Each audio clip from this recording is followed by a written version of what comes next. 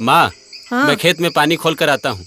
अरे टॉर्च तो लेता जा बेटा, रात का समय है। ऊंचे रबर के जूते पहन कर जा। अरे माँ, मैं यूं गया और यूं आया।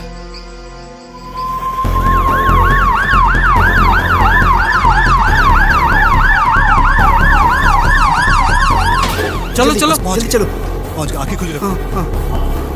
हरिया गया तो था खेत में, पर पहुंच गया अस्पताल। क्या हुआ उसके साथ, आइए देखते हैं। हरिया ने अपनी माँ की बात नहीं मानी।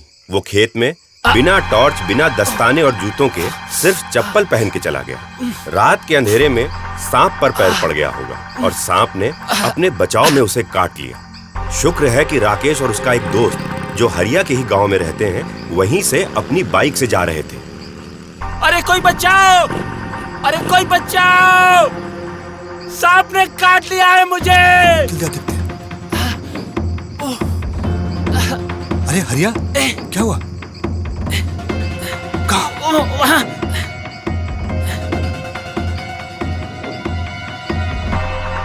राकेश ने सांप को टॉर्च से देख लिया।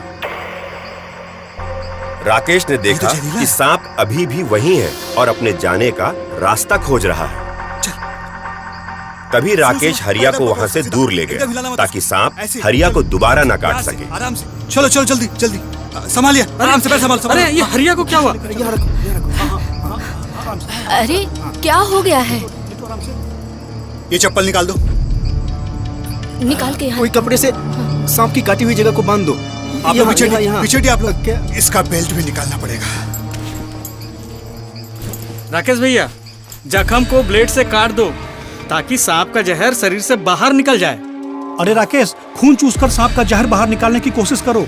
मैं जड़ी बूटी पीस कर लाऊं क्या? अरे हरिया को लेकर झाड़ फूक वाले के पास चलो। हाँ ले चलो। बिल्कुल नहीं। क्यों? बिल्कुल नहीं, ये सब करने से कोई फायदा नहीं होगा, बल्कि बात बिगड़ जाएगी।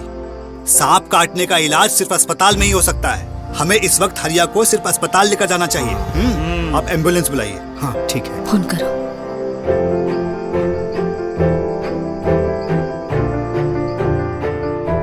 ध्यान दें, सांप के काटने पर जख्म की जगह पर कुछ न करें। शरीर को कम से कम हिलाएं। ऐसा करने से जहर कम फैलता है। जो एक लकड़ी का फट्टा लेके आओ। बस एक लकड़ी के फट्टे से उस अंग को सहारा दें, जिससे कि वो अंग हिल न सके। ऐसा करने से जहर कम फैलता है।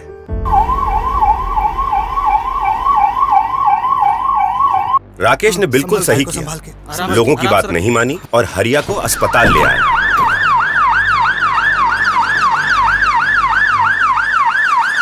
मरीज को तुरंत अस्पताल ले जाना ही सही कदम है। सांपों के जहर को एंटी स्नेक वेनम इंजेक्शन खून में मिलकर खत्म कर देता है और इससे मरीज की जान बच सकती है। ये एंटी वेनम इंजेक्शन अस्पतालों में मिलता है। पर देखिए, बात यहीं खत्म नहीं होती है। सांपों के बारे में भी कुछ जान लीजिए। भारत में सैकड़ों किस्म के सांप होते हैं और उनमें से कुछ ही सांप जहरीले होते हैं, जैसे कोबरा,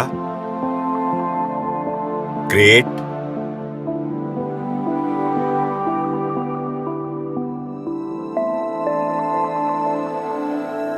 सॉ स्केल्ड वाइपर,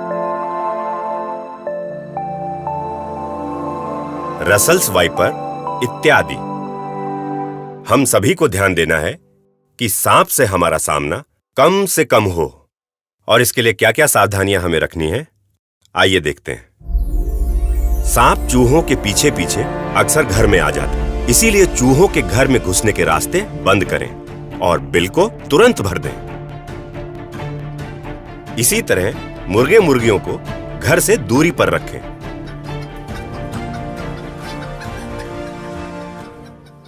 घर के आसपास लकड़ी या पत्थर के ढेर न बनाएं।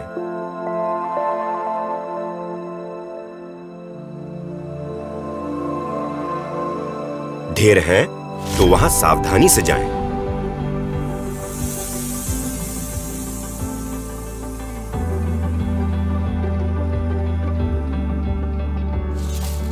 झाड़ियों या घास के ढेर में हाथ न डालें।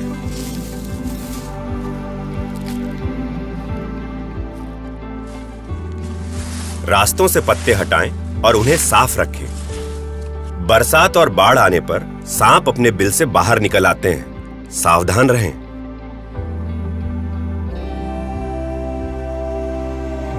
जमीन पे अगर सोना है तो मच्छरदानी को अच्छे से लगाकर और उसके किनारों को दबाकर सोएं।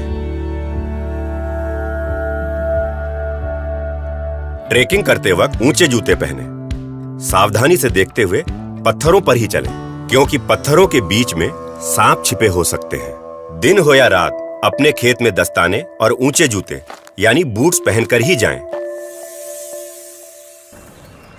सांप के सामने आते ही हम घबरा जाते हैं। हम कुछ सोच नहीं पाते, तो सबसे पहले घबराएं नहीं और शांत रहें। कभी भी सांप को छूने की कोशिश न करें। सांप को जाने का रास्ता दें। अगर सांप काट ले तो उसे मारे नहीं, जाने दें। उसे नुकसान पहुंचाने की कोशिश न करें और मरीज को जल्द से जल्द अस्पताल पहुंचाएं।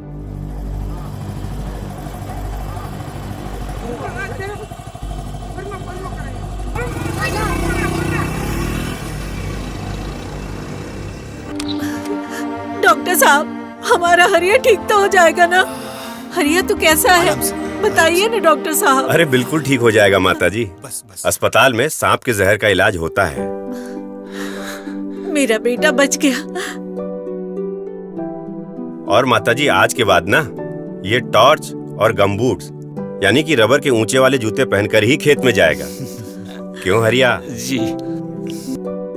शुक्र है राकेश को सांप से संबंधित सारी जानकारियां थी।